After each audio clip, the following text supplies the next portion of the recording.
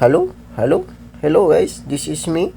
This is me swallowing my pride. Saying I'm sorry for that night. And I go back to December all the time. Hello guys, mo ni ang second day sa akong week 1.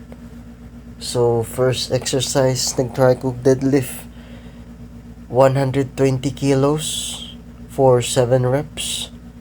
Ika fourth set na nako ni siya. Naglisod na ko gamay kay akong first set akong gitry nga raw. Cause I like it raw. Karon with strap na kay di na nako magunitan. Moto ginatry na ko nga slowly lang. So next exercise kay bench press mo gyapon guys, pareha sa first day sa akong week 1.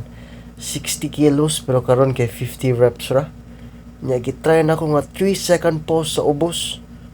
Then 1 second pop. Then 3 second pause na pod.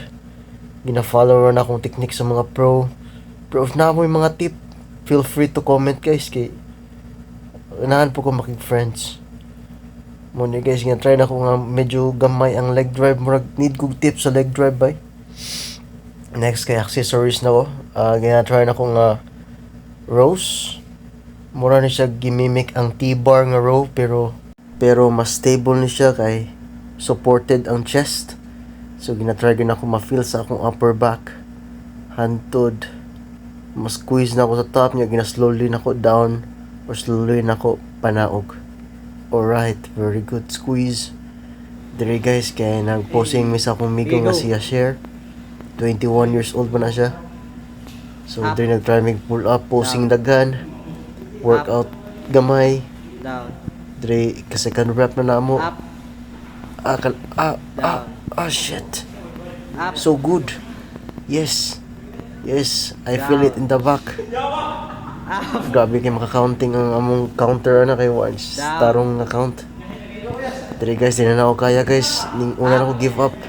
I have to let go guys. Muna guys, posing daghan. Aswat gamay. Posing yun. Gi. Oh yeah.